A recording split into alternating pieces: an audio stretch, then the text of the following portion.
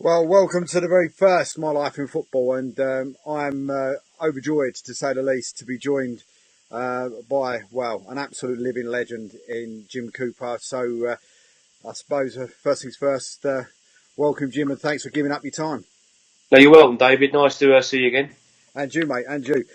I suppose for people that don't know what the show's going to be about, eventually we're going to try and get as many people as we can, chairmen, managers, supporters, volunteers on, just to give their story of how they've been in football and where they started from and to where they are now. Just to give you some kind of an insight into what they do for their football clubs. And there's probably no better place to start than, as I said, than a living legend like Jim. So I suppose, Jim, one of the first things then for me would be like, I suppose, where did it all start for you? I mean, being a police officer and stuff. I mean, where did football all start in your career? Well, I think going way back before I joined the old Bill, my brother was a pro footballer at Coventry City. He went up there with Mark Haitley, Tom English, Nicky Phillips, Steve Jacobs, all local boys from around the Newham, Barking and Dagenham area. And obviously I was a young lad, and basically getting against basically my brother was a pro footballer at Coventry City. Signed with some very well-known players, in Mark Haitley, Tommy English, Steve Jacobs, Nicky Phillips, who all then eventually done like the non-league rounds and whatever. And I was obviously inspired, I suppose, by Kevin playing for Coventry City. We used to go up there and watch him. And then played, obviously, went down to Tottenham and Watford myself when I was a kid.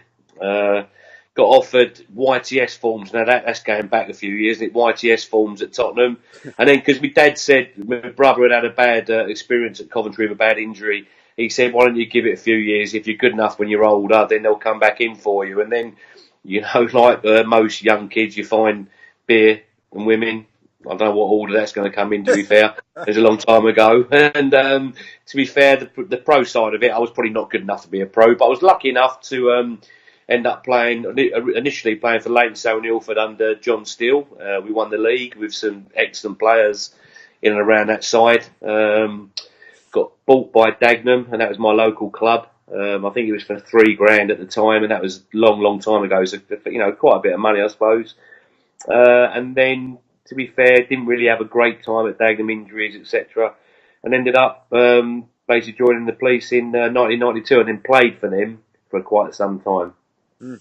Got my first little look into management with Reedy at Romford, only for about 4 or 5 months. But I loved it down that club. It was a great club. The people, the supporters, the committee, they were all like really positive and so behind you. But then the opportunity came up to manage the Met, and as it was, 15 years ago, I took the Met job on, and I suppose the rest is history, I suppose. I suppose with the Romford part of it, though, I mean, I don't suppose many people, unless they sort of were Romford fans or followed your sort of career sort of closely, would have realised that you were actually at Romford. I mean, I mean, was it the same sort of situation as it is now, where they don't pay the players, and did you have some good results in that down there in the days? I mean, were they in the Isthmian League at the time? Yeah, no, they was in the Isthmian League, and but they weren't paying. But they had like Steve King, young Steve King playing for them at the time. Both Mickey and Paul Rogan, good non-league players.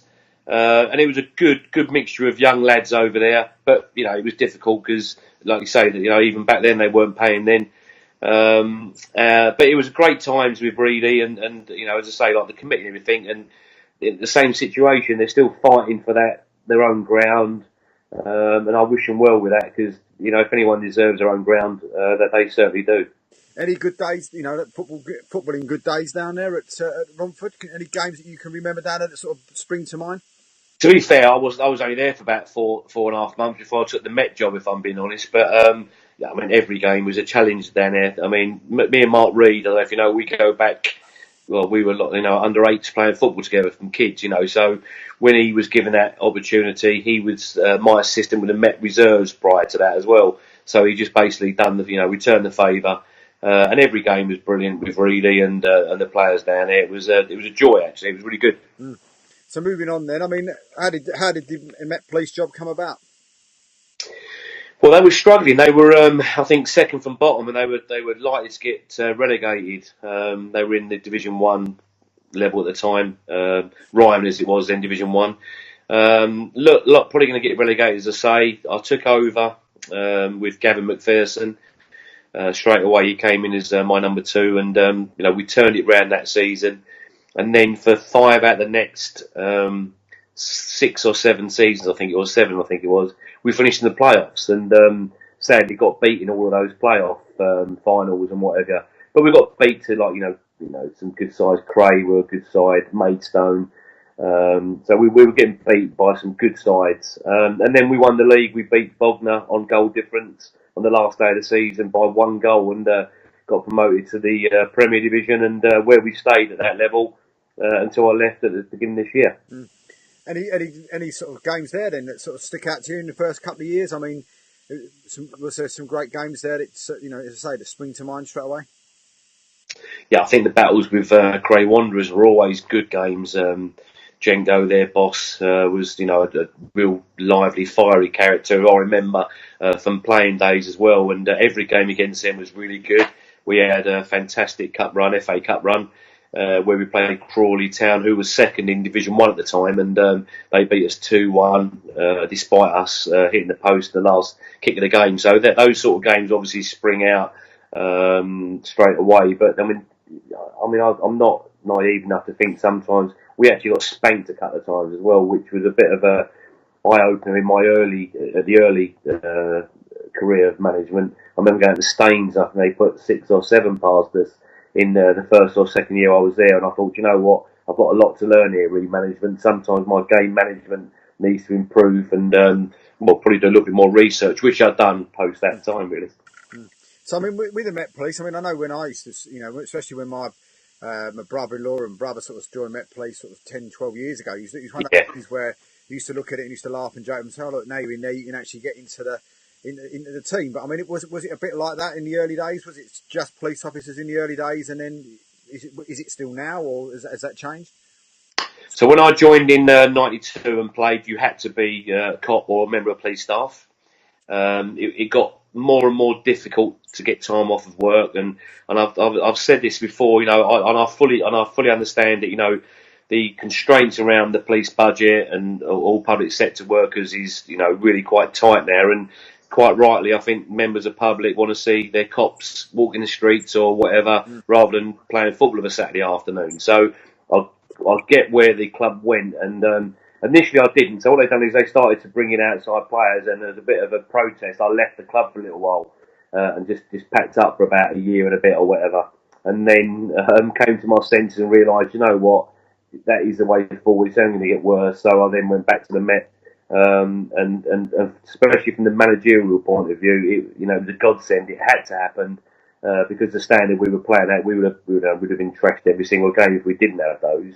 But moving on as well from that, we then, about 6-7 years ago, we had a discussion with Les Cleverley and Stuart Searle, about bringing an academy or a youth team over to the club, and it wasn't that well received from the committee members, in general as a whole.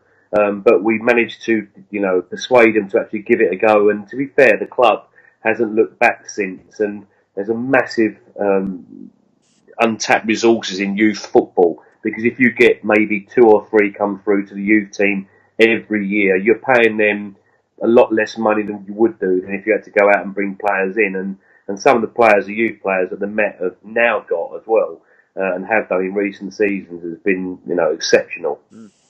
I mean, what was it? Who's the biggest rivals then? What were the biggest rivals for Met Police? For the club itself.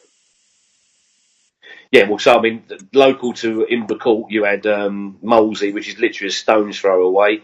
We were playing in different divisions, so I mean, I suppose Leatherhead and Kingstonians and Corinthian Casuals, maybe they were the local derbies, for want of a better word. I think it's a bit strange because the Met Police aren't a region; they're not a town or a city. They're a works team in essence, really, albeit there's no cops playing. But certainly, like your Leatherhead, Kingstonians used to treat the games against us as a local derby because we were in the same environs of where they were, really.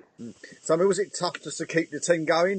Through the years. I mean, if you're just using police officers, then sort of having to go to the outside in the sort of the later years. But was it very difficult? Did you have sort of like a settled side sort of every week, or was it difficult with shifts and stuff like that for you actually to put out a decent side every week? Yeah, it was quite frustrating when it was purely cops or the majority of cops. Because you're right. I mean, like the Saturday morning, you'd get a phone call and say, I've been working all night. I've got a prisoner I've got to deal with. I'm probably not going to be there. Bear in mind, they've been working all night, and then they're probably not going to get off until 11, 12 o'clock that day as well. They're not going to be ready to play a game of football either. But there's some really, really good cops that played football for the Met. John Daly being one, ex-St Albans Hendon legend, for want of a better word. Ian Batten, Dave Newman, and there's some really, really good players that play for the Met. I mean, is it a case of when you was actually sort of in the job? I mean, do you ever sort of like? I know you said you sort of left for a little bit. Was there times though when maybe other clubs came in for you and you thought, or other jobs came up and you thought, oh look, I'll fancy a go at that. But did your career I'm assuming you're a police officer yourself. With that sort of side of it, did that sort of you have to look at that side of it of being a police officer as well, thinking, well, I don't know if I'll be able to give it the right time that I need to. Yeah, so I suppose that there's two aspects to that answer. Yes, there were clubs that made some inquiries about me going over to there, but I was so loyal. I'm a cop, and they gave me my first opportunity. The committee backed me all the way, and I just thought, what, I'm happy doing what I'm doing here. There's no need for me to go elsewhere. The second point of that was that I'd sacrificed my police career really to remain in management because I got jobs that were basically Monday to Friday, 8 till 4, 10 to 6s, and that as a career development as a cop ain't exactly a wonderful thing to do. So I picked jobs within the police service that allowed me to do the football. So I suppose when it came to the end part of it, I mean, was that a very difficult decision for you, and to leave the Met Police, I mean, if you can or if you want to let people know why it was that you actually walked away in the end. Yeah, I mean, so I think that so at the end of last season, I was thinking, do you know what? I've been doing this travelling now for almost 27 years, and it was getting to me a little bit. From Upminster to Esher 3 times a week was quite some travelling. It was a lot of travelling and a lot of time. And I was thinking, do you know what? Do I really want to continue to do this and do the travelling? So that was the first time ever I actually thought, do you know what? I think I might look somewhere else. And then the FA restructuring happened, and unbelievably they put the Metropolitan Police in the Southern League when you've got teams like Bognor who are on the south coast near to Weymouth or wherever. But they put the Met Police there, and that made my mind up. There's no way I could travel to Wales or to Plymouth and Bournemouth areas to manage a game of football, because one, I wouldn't be able to give them the time that any club deserves, and secondly, it was too much of an onus on me to carry on. So I suppose one of the successes I suppose that you had was the cup run. I mean, talk to us a little bit about that and how that all came about from start to finish. What, the FA Cup run? Yeah. Yeah, no, I mean that was something. Do you know what? We'd really underachieved. I mean, if there's one thing that I regret down the Met, that's we've never really had that many good cup runs. That one was just phenomenal, though. We were really lucky in the draws that we had in the 4 qualifying rounds. I remember all of them were a league at least below our level. We had a really, really good side that year as well. Toughest game was going to South Park in, I think it was the third or fourth qualifier, and winning away there. But the interesting thing around that is that we'd signed John T. Smith on loan from Crawley Town, and in that cup run, he'd scored I think 14 or 15 goals, literally in those 4 qualifying rounds. It was phenomenal. It was magnificent what he'd done. And when we drew Crawley out of the hat, straight away they said obviously he can't play against his parent club, so we were down the centre forward that day. But it didn't, detract away from what a great day it was. And I know you're going to speak to some, really, really good, experienced managers, and they'll all say their FA Cup runs they've had is something to behold. It's brilliant. I mean, you don't forget the day. We had Steve Coppell, a legend when I was a kid growing up. He's the general manager of Crawley Town, and he couldn't have been more accommodating. He was brilliant. The whole day he was excellent, and we didn't, we gave a really good account of ourselves. So who did you start off with then in the first round? Talk us. Do you know what? I couldn't tell you. I mean, in fact, I could tell you actually. I think it was a team played out near Gatwick, and the interesting thing around that is that I was missing 7 players because Steve Sutherland got married on that day, and he invited quite a few of the players. And disappointingly for me, I mean, you know what I'm like as a character. Trust me, I wasn't happy. And there was fines going all over the place. You know what I mean? But we got through it with one, so I think 8-1 away. Was you not happy though because they didn't turn up to the game, or you didn't get an invite? Yeah, 6 of one, half dozen of the other. Actually, yeah. That's been brought up a few times actually. I don't know if you know Steve Sutherland, what a player as well he was for the Met Police, and he was an outside player, but he was down that club for donkey's years as well. But yeah, so it started off like that, and like I say, the draws were fairly kind for us, and it's one. I think you need a bit of luck in the cup draws. So you went from them. I mean, you say you played South Park as well. Do you know where else it was you had in there? Any? I can't remember honestly, but they were all teams that were lower than our level, which we was thinking of the draw. Do you know what? We can get through this one. Was Crawley round 1 then? Crawley was round 1, yeah. So talk us through that day then, when you taking on Crawley. I mean, what was that? Well, I mean, it's massive for the club. We thought it would be the featured game. They were second in Division 1. We were the lowest ranked team left in the FA Cup, and normally you think, they're playing the Rozzers, blah, blah, blah, this, that and the other. We had TV cameras down all week. We had London tonight. We had BBC down. We had the Times. Everyone was there, coming over, watch us training. It was a week of, us preparing as a professional football club for that week only, if you know what I mean. It was a great experience. We had videos of Crawley Town that had been sent through to us by other professional clubs who had played them recently, and they sent them through to us to have a look at them. We'd been to see them previously. It was just done as professionally as you would imagine anyone else would have done the game themselves. Big crowd, say TV highlights. It was a fantastic day. But it must have been fantastic for the club, money wise as well, because I mean it would have been, say for in a small club, no disrespect, I Met Police. That probably meant went a very long way, I would have thought. Yeah, almost definitely so. And they've had another great cup run this year where they've earned a lot of money as well. And you're right, the clubs in non-league, they benefit greatly from having a good cup run, TV money, etc., etc. So the only downside to that cup run was exactly the same as when we had really good league finishes, was that the next year, because we paid poorly in comparison to others, all our best players were plucked from us, if you know what I mean. Yeah. So we then had to rebuild the next season. So it always tended to be down the Met. I'd have maybe 1-2 good seasons, building a really good side, and then others will come in and from higher leagues or whatever, or just more money, and take the players. And I get that. That's football, isn't it? But there was a downside to that, all that exposure, all the good players, and then they left the following season. Is that as you just said? Is that as a manager one of the most frustrating things? If you've got a side and you're a smallish side and you get a good side together, that other people come and sort of start cherry picking your players?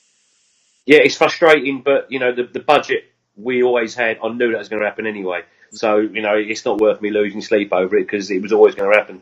And that cup run, of course, also, if I'm right in thinking, was that the same year as all the rights in London as well? 2012, it was around about that time actually. Yeah, it was around about, yeah, and that was yeah. I was working on those sadly as well, so yeah, that was a busy period So as well. how did you juggle that? I mean, with them as well, because I know my brother-in-law himself was involved in that, and it was quite funny in one way, funny and not funny in another way. I remember seeing one of the police officers there get someone throw a paving slab into the air into a group of policemen. It hit a policeman on the head, and you sitting there and talking to the missus and said, "I hope that ain't your brother."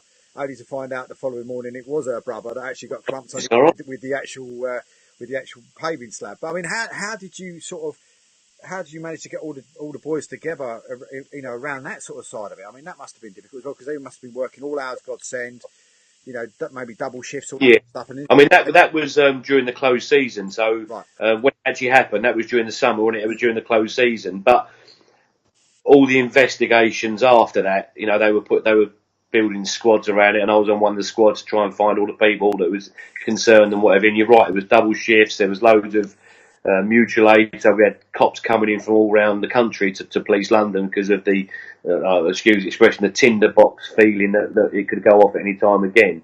But yeah, it was difficult that time. But again, like I say, we had quite a few outside players as well at that point. So what was right, I suppose, what was born right was that the need to have outside players. Otherwise, we would not have been able to put a side out. I suppose. I mean, in your time in football, I mean, who's been your favourite player that in sort of non-league that you've seen? I mean, who's been your favourite non-league player and also that you've managed as well?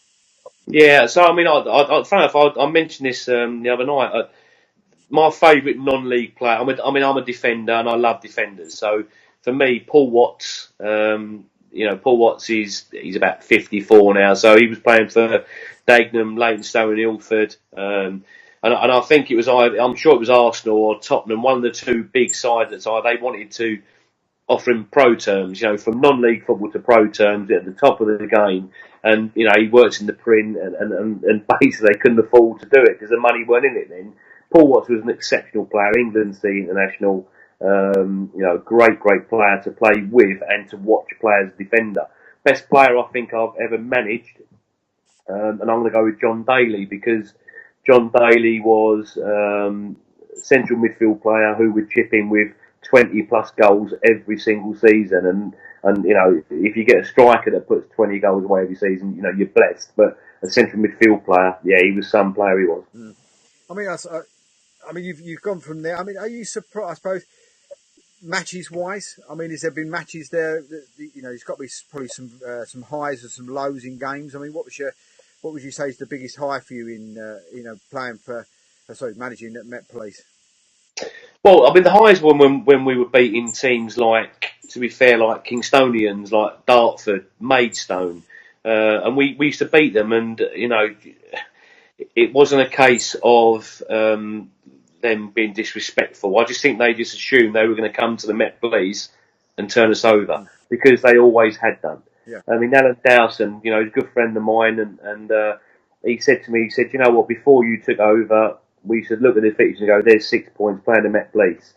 Well, when you took over, you changed that, and six times out of 10 or whatever, you'd turn us over. So there wasn't really one game in particular. Any game that we won was a great day for me, and then you move on to the next one. Worst experience? Um, or worst game, should we say? Yeah, I think we got turned over by Case, funny enough. I think 7-1, and that was only about a few years back. No, and there's another one actually, and it's quite funny because Tom Richards from Aveley. I tweeted saying the other week I was watching Aveley against Grays, and brilliant game. I mean, an absolutely worldy of a game, brilliant. But at half time, Grays could have been 5-1 up at half time, and as it was, they went in 2-1. And I just tweeted saying, all I can hear is that the coaches berating the referee, and yet they could have conceded 5 or whatever, blah blah blah. And it honestly, they bit, and things like that. I didn't mean it as a reaction, but I was just like reacting to like their moment. The referee have a word with their defenders and coach the defenders, and they might be better. Blah blah blah. And Richardson, he tweeted back saying, "Well, don't you remember when Brightlingsea turned you over 5-1 or so?" And I thought, yeah, fantastic comeback for one, isn't it? Brilliant, isn't it? Yeah, that day weren't great either. FA Trophy. We didn't have. I'll tell you now, we didn't have a very good side at that day though. Is there clubs though, as a manager that you look at and you think, oh, here we go. I don't really want to go there because you've got, you just got that feeling about them. Is there a club like that for you where you go to them and you just sort of, I don't know, it's always the one that's the banana skin? Bromley were for us, yeah, Bromley. Obviously they've gone on leaps and bounds now, haven't they? But during the early years, and they beat us in one of the in the playoffs as well. We used to go to Bromley, and they just turned us over all the time. We just couldn't, for whatever we did, we couldn't beat them for love nor money. There was other clubs as well that were really difficult to beat, and yet there was some clubs that we beat on a regular basis as well. So it swings around about. So that was the next question. Is there clubs there that you used to like playing? So is there, in the Prem there, was there teams that you looked at and looked forward to playing every year for one reason or another? Not in as much as that. I thought that there's an easy 3 points, but you always look forward to your games against like Leatherhead and Kingstonians because the crowds and that they were brilliant, and I used to get so much stick. I mean, it's funny. I mean, I've got to be honest. I used to find it funny, all like the normal cop sort of ones coming out and things like that. And I've got to be honest, some of them are very innovative and funny, and you don't tend to hear the same ones as well. When you think, fair play to Leatherhead supporters and Kingstonian supporters, but I used to enjoy it. I used to love it. I used to revel in that. It was brilliant.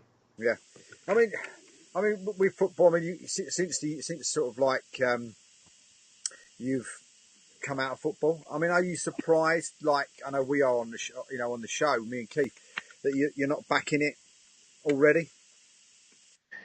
Yeah, it's been difficult if I'm honest to get back in it. I'll quite have to say to you that I've applied for Hornchurch, gave it to Stimo, fair enough. Hayward Swifts gave it to Julian Dix, fair enough.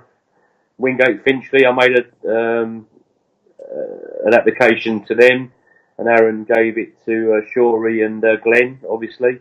And then at the start of the year, I also went for the Hampton Richmond job, because although I was sick and tired of travelling, it wasn't a case if we got into National South, I wouldn't have done it. Obviously, I would have done, yeah. And they gave that to Gary McCann. So I've lost out to some very very good people, and that's the way it is. But yeah, I mean, obviously, I want to get back involved now, but there's not a lot about, David. If I'm honest, there's not that much about at the moment. But are you frustrated in a way that sometimes, I know when I speak to, when I've spoken to Paul before now, Paul Wickenden and Glenn as well, Glenn Driver, and two other managers that are sort of hoping for a job, and I think their frustration is sometimes they feel that the jobs have already been taken before they're almost put out.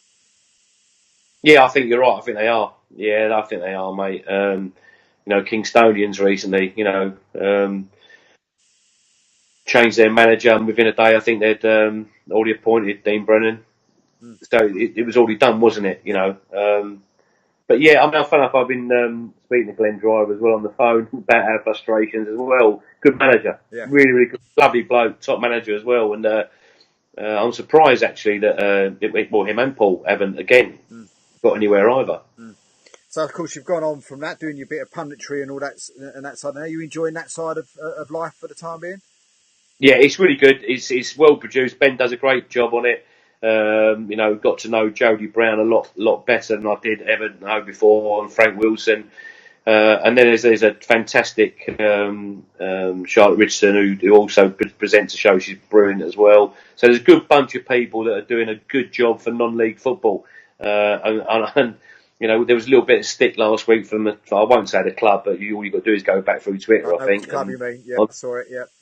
And find out what club it is. And, we've done one of the games and they were moaning that they didn't have all we're trying to do is to promote non-league football. And if your club's sponsors are on the video that we're showing week in, week out, well then surely that can only be a good thing as well. I don't get it. But it's a great show. It's a good show and I'm enjoying it. So, I mean, is there a level then that you would want to get back back in at, or is it, if someone came up to you and said, look, I'm in the Essex, I'm not necessarily saying Essex Senior League, but that sort of level, would you look at a job in there, or would you be looking at? Yeah, well, do you know what, mate? It depends what they're. So I'd like either a club that needs a total rebuild, so a long-term project, similar to what the Met Police was, if I'm honest. Yeah. Because I think that I'm quite happy to bide my time and see what happens. Just as long as it's a well-established club, or ideally a Conference South club would be ideal, wouldn't it? But there's going to be far and few between those opportunities. So yeah, I'd go to a club that is looking for a project. So I mean, you must have been through doing your stuff with Back of the Net and that. I mean, you must have seen quite a few games. I mean, have you been impressed with the standard this year? And are there teams out there that have surprised you? Yeah, I mean, I'm going so tomorrow. I'm going to go and watch Bowers and Pitsea against Basden tomorrow. Mm-hmm. I mean, I would not ordinarily gone to see them, but I'm looking forward to going and see the game tomorrow. I haven't seen Bowers this season, but I've heard they're a really, really good side, attacking and defensively. So I'm looking to see how good they are. But Dorking have really impressed me this year. They've got a competitive budget, but they're a really, really good footballing side. As are Merston this year. A little bit disappointed with Kingstonians because this is the first year. Obviously, I'm allowed to bet because I'm not involved in football. And at 20-1, Kingstonians for me look like a good price at the start of the year. Yeah. So there's my money there. But there's some really, really good side. I've got the Aveley are a very, very impressive side.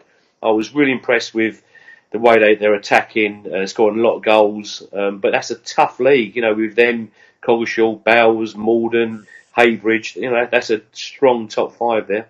I mean, I've seen the likes of Morden and Bowers in the last few weeks, and both extremely impressive. And I must admit, I was very surprised to see Morden lose to Bowers. I'll be honest with you. I'm not saying that. Was it 1-0? Was it? Was it 1-0? Was it? 1, and it was just a really. When you saw the two teams play against Aveley, if you'd have looked on the 2 days there, you would have said, we could have been playing.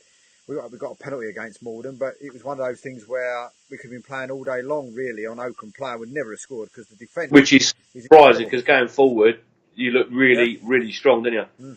I mean, is there teams though in the that have disappointed you maybe in the prem wise? I mean, I know someone said to me about 2-3 months ago that one of the teams that might struggle all of a sudden was Mersham. And then since that person said that, they've just gone on this huge run and gone into gone up towards the playoff area.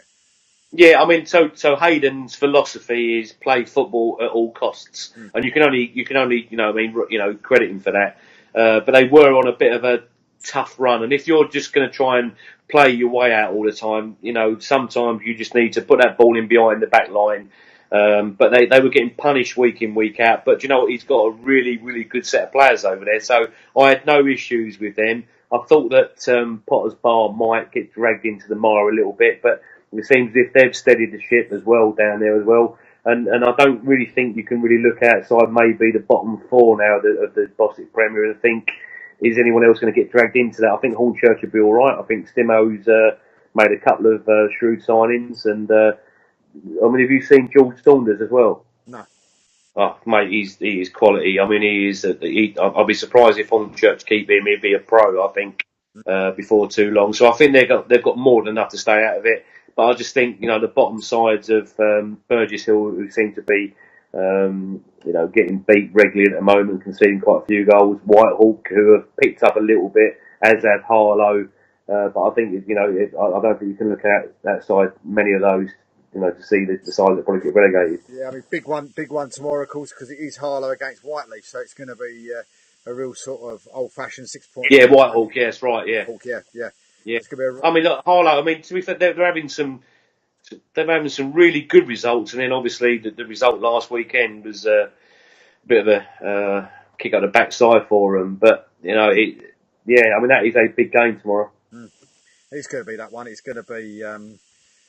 Difficult for them, but I mean, for yourself, I mean, how long do you think you might be out of the actual game itself? I don't know. I mean, honestly, I really don't know. I mean, our club's going to be looking to make changes, coming in now. I mean, if you're down the bottom or you know, or if you've been underperforming, perhaps, you know, you might want to look for a change before next season. I mean, the thing is, I mean, I'm hoping is that, you know, if it's come the close season, there'll be a few, and you don't see any manager lose their job, that's for sure. But if there are any vacancies, then I'd like to think that, you know, perhaps I might be in the shout for next season, if not before then. So I mean, the actual, I mean, one of the teams you mentioned earlier on, of course, was Romford. I mean, your old club there, they're struggling. You know, one of the teams that were right at the top to start with, and they've dropped right away again. I mean, do you feel for them? Yeah, I mean, yeah, I think they got beat as well the other night. Was it Derham? I think it might have been beaten the other night or whatever. But there seems to be a little bit of a gap now that's opening up between Romford and the side above. And I'll be gutted if they go down. Literally, I'll be gutted, especially now as they've got a little bit of light at the end of the tunnel with Westlands being a potential location for them to get a ground, etc. And it'd be a shame for the club if they got to drop down to regroup to come back up again. Because Paul Martin, or Magic as he's known in non-league football, you know, he's done a tremendous job since taking over from Reedy from keeping him at that level. And as I say, the end of last season, the run they had, I mean, who knows, they might do exactly the same this year. I mean, with the actual situation with Met Police, and of course moving over to the opposite league. I mean, if they were moved back next year and the job came up, would you be interested in going back to the Met Police? I think my time there's done, if I'm being brutally honest. And if I'm honest, they've got Gavin's taken over from me, him, Johnny Nurse. So it's the same management team, bar me, that's there. And I don't think I need to make any changes. Gav's doing a brilliant job over there, and you know, so no, I think my time there's done. I had great times over there, and if I'm honest, I'd like a new challenge as well. So tell us some of the stuff that tell us something about the ground in Bacourt and what it's like there, and a bit behind the scenes as well of how the club was run, because some people probably wouldn't know how the club's who's behind the scenes as such at the club. Yeah, okay. So I mean, if I start with the most contentious one is that the budget. It's it's not paid out of taxpayers' money. Each week, members of the police officers and police staff, they pay into a lottery which the football club run, and there's 30,000 people that pay into this every week. So there's obviously quite a lot of money coming in, but that pays for all of the support within the Metropolitan Police. And as a result of that, then they pay the expenses to players to go and play for the Met Police. They have to pay for the upkeep of the ground, which is a magnificent old-style football club. The pitch is still second to none. Undersold sprinklers that come up to water the pitch, etc. Old-style floodlights. Very, very few people, sadly, obviously come and watch. Now it's getting a little bit more because they're doing well. And again, because we said earlier, it's not affiliated to any local town or anything. And who's going to come along and start shouting Met Police, Met Police? I mean, they'll get carted off, won't they? So, but the ground itself is quite old style, but it's magnificent dressing rooms. The pitch is brilliant, and that is a good attraction for any players who want to come over and play football. Off the field, as I say, I think they've got about 30 odd youth sides now, so they're a chartered club. It's run so well with Mr. and Mrs. Ness, who run that. They run so many clubs up to an academy level. And then the committee are all ex-serving police officers, and sadly, because of they're getting older and people passing, etc., they haven't got a massive committee to do all the work, as that people have to do off the field to keep the club running. So it's difficult for them, but they get by and they do a good job of it. And do you think that's difficult though? Being the manager of it or being part of Met Police Football Club to actually get people to come and watch, because it is the Met Police, and it's just of course, no, it's definitely so. Yeah, I mean, we did attract probably, I'd say, a hardcore of about, and we're not talking about the Clapton Ultras here, who are very vociferous and brilliant fans, and you want them in your camp week in, week out. We had about, a group of about 15 to 20 people who had no affiliation to any of the players or the staff or committee, local people that would come every single week and probably travel away and watch the side as well. So I know it's not a vast amount of people, but even 1-2 paying customers that come week in, week out, you're thankful for them, aren't you? But yeah, of course, I mean, for them to come, people to come over and support the Metropolitan Police is, you've got to be playing the right brand of football to attract them firstly, and then make them welcome when they're over there. Is there any sort of like, when you was there? I mean, was there still sort of like, how can we say, budding footballers coming out of the police force itself and coming into it? Well, sadly, I mean, well, I say sadly, we had Neil Barrett who joined the police quite late in his footballing career, but he's an FA Trophy winner with Ebbsfleet. I mean, what a player he was in his time. But he was coming towards the end of his career. Still done very, very well for us when he played for us, but he's now on the coaching staff of the reserve, so that's quite good that we've got that, that police obviously, managing both the first team and reserves as well, so that's quite good. But very, very few footballers that join the police now want to play football because if they get injured, they won't be supported financially anymore. So it's a tough one. You break a leg and you're off work for 6 months and you don't get paid. I mean, is there any side of it, it probably is, but I mean, what sort of sides of it is it that you actually miss for, with being at the Met Police? No, the camaraderie. I mean, and being around football because I'm not doing it, am I? I'm going to play as a spectator at the moment. And it's funny actually because I know Keith obviously done that. He wanted like the pole around the referees, and I get what he's saying. I really do, 100%. I get exactly what he's trying to achieve there. But it's strange. I've probably not been at the games and I haven't been at the games he's referring to because I haven't been to see Keith's game. But the majority of referees I've seen this year actually have been actually quite good. They've actually been quite good. However, if I was on the touchline, as I said, as the Aveley guys were, as the Grays guys were, I'm sure I would have been gesticulating to them as much as what they were. But from a spectator's point of view, you look at it from a different point of view, which I didn't think I'd ever say about referees. I mean, I think I was one of their worst, people. Is Jim Cooper again today? Never nasty, malicious, but I would always be in their ear. But they've actually, the ones I've seen, they've done well this year. So you didn't turn around and turn any of these refs and tell them you were going to nick them if they didn't give it a penalty. Yeah, no. That means I'd have to actually do some work then, wouldn't I? But I mean, in all fairness, in that sort of side of it, did that ever sort of, did you feel at any time referee Met Police differently to anybody else because of them being serving policemen in the early days? No, I don't think so. I think some referees, certainly one referee turned up and he couldn't stand me. I mean, I've got minutes. He was the worst referee. He was, I think he was an Eastern European he just hated me, and it was so obvious that he would give decisions, bookings, sending offs, penalties against us because he just didn't like me. And that says more about him than anything else, really. If I'm honest, he should have been above that, but. Yeah, no, the referees were normally all right for the Met Police. Did you get any then sort of from other clubs when you went to go to other clubs? I mean, was there ever any issues there where maybe, I don't know, any funny incidents where one of your team might have pulled over somebody that was playing in the opposite side?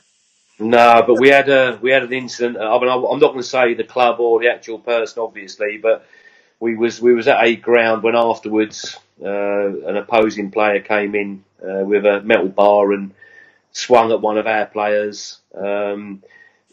Volatile situation. I mean, bear in mind I'm Old Bill and there's about 4 or 5 Old Bill, but it was packed full of their supporters as well. So we couldn't deal with it at the time, but it certainly had to be dealt with. We ended up going to Crown Court over it, funny enough, as well. And, despite there being, I think, 6 or 7 police witnesses about a yard away from it, he got found not guilty. So fair play. He didn't do it, and which is fair enough. But that is the only time in 15 years when there's been something like that. The managers and staff from the other side are brilliant because they're professionals, aren't they? The game's completely changed, and non-league managers and staff and players, they're almost as good as being professional, and they were brilliant with us. I mean, one of the things I always used to see, we always used to talk about on the show with Keith as well, was the fact around with Met Police, when you was in charge of Met Police, it would always be sort of one of those sort of seasons. You'd either start off really, really well and then drop away, or you'd start off really poorly and then sort of come up the leagues after that. I mean, did you find that yourself, that some seasons you'd be sort of almost alternate? Yeah, I mean, it goes back to what I said earlier. So when we had a decent side and we kept them for the following season, we'd start really, really well.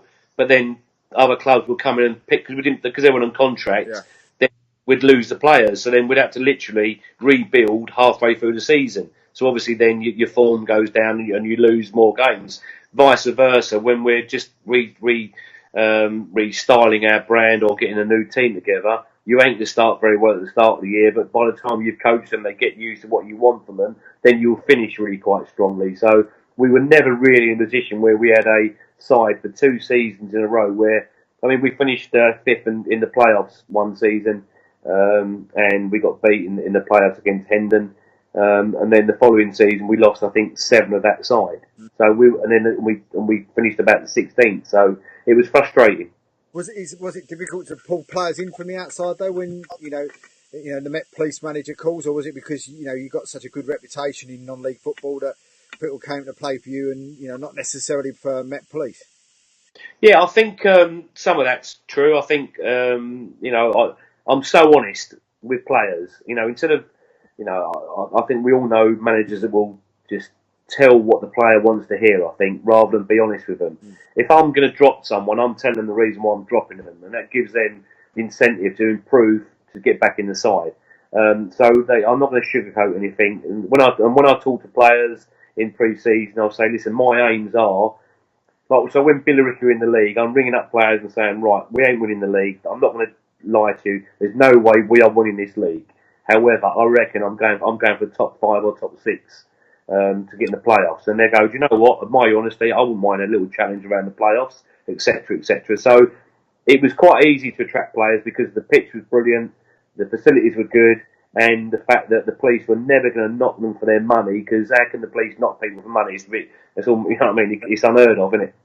I mean, again, you see a lot of teams get players from leagues above and on loan, etc., etc. I mean, was that difficult for you as well to go to sort of like maybe some league teams or national conference sides and get some loanees from there? Because hang on a minute, we were going to be loaning them down to Little Met Police, or because of the name Met Police, was that difficult as well? No, I think because of the amount of time I've been in the game, it was quite easy for me to get loanees in. I had Nathan Baxter on loan from Chelsea. He'd won the FA Youth Cup for 2 years running. He was an England under 18 goalkeeper, and he came from Chelsea to play for the Met Police for the first 6 months of the season. Brilliant, lovely kid, excellent. So I had contacts at Chelsea, Palace, Charlton, the Conference National when Johnny Steele was either at Dagenham or Barnet and things like that. So I had quite a good pull of players, and they would send them over to us in the knowledge that I wouldn't be trying to tap them up to stay next year, or I'd be looking after them, Yeah. So was that a thing though with reputation? I mean, if you've got like a really good reputation in non-league football like yourself and Craig Edwards, and a few of the others. I mean, because of you've got that sort of now surround it as well, that you found it a little bit easier to get players because of that. Yeah, I think so. Yeah, I mean, because they know what you're all about, don't they? And players are sensitive souls, for want of a better word, aren't they? They want that arm around the shoulder when they need it. But I think when they're going to sign for a new club, I think they want to know exactly what they're going into. And if they know the manager, as everyone knows, Craig, they know what he's all about. He's going to be honest with them, and as well, similar to myself. So I think that's a good draw for players. Any fun times against Mr. Edwards? Always fun times against Craig. Always. He's helped me out as much as I've helped him out. I've got to be honest, and whether or not he denies it or not, I think I was quite instrumental in him getting the Dulwich job when he got it. I was punting his name out to Martin Eade all the time, blah blah blah. But since then, he's players wise, he's lent me players, and we've spoken about players all the time. I mean, even now he's still saying, any players, blah blah blah, and top lad, Craig. So much time for him, but it was brilliant to manage against him, because it was always like, you can try and wind each other up, you try and wind me up, and vice versa. So I suppose one last one of the other questions for us, I suppose, is 3G or not 3G? Yeah, I'm all for it. For it. I think that Aveley Football Club is brilliant, and I think that's probably why I want him to go up as well this year in the playoffs, assuming they don't win the league. Because what Craig and everyone's done over that football club, it's a brilliant football club. The actual place itself, the pitch we played in the cup final last year against Billericay was excellent. So for me, yeah, 100%. Are you surprised by the amount of people that don't like 3G though? Yeah, but I don't get it. I mean, some players will say it plays havoc on their knees and their ankles and that. Okay, fine if it does, but for me, the it's as good now as it is as grass is. For me, so I am surprised at it. And from a commercial point of view, it would be something certainly I think that the Met Police would consider doing as well, despite how good their pitch is. Mm. I mean, I know a lot of people, especially Keith hates it. He wants it all burned, but I mean, but I mean, for me, I don't see the issue with it at all. I mean, don't get me wrong, there's difference in some of the pitches. You see some of them there that have got too much black rubber in them and stuff like that. Yeah. And others that haven't. But I mean, for me, I don't see any issues with it at all, and especially when people say that that a lot of people are at a disadvantage when they go and play on it, and you think, but people don't look at it in the right way. For me, if you're one team in your league, say for instance, I know you've got 20 teams in your league now, and you're the only one with 3G in it, you've got to play 19 games on grass. Away, exactly right, exactly. And whereas you're only playing one, yeah. Exactly. I'm with 100%. So I don't see where the disadvantage is, because not being funny, the majority of these teams moan that they're playing on 3G, but they train on it. So I just don't get it. I don't think there's a course really for a firm base for a good argument around there. It's as good as grass now. If you water it as well, you've got a true bounce on the ball. Yeah, for me, I'm thumbs up for 3G. I suppose last question before you go, then, Jimmy. What's the future for Jimmy Cooper? I really don't know, David. If I'm honest, I'm going to probably continue doing back of the net until such time as BT Sport or Sky want me. So I won't hold my breath on that one. Alternatively, whether if the right job comes up for me to manage, then I'll be applying for some, I'm sure.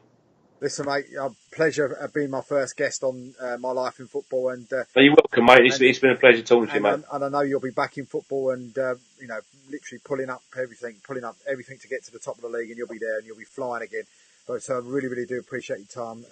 Thanks for joining us tonight. You're welcome. Cheers, mate. All the best. And you. Done, mate.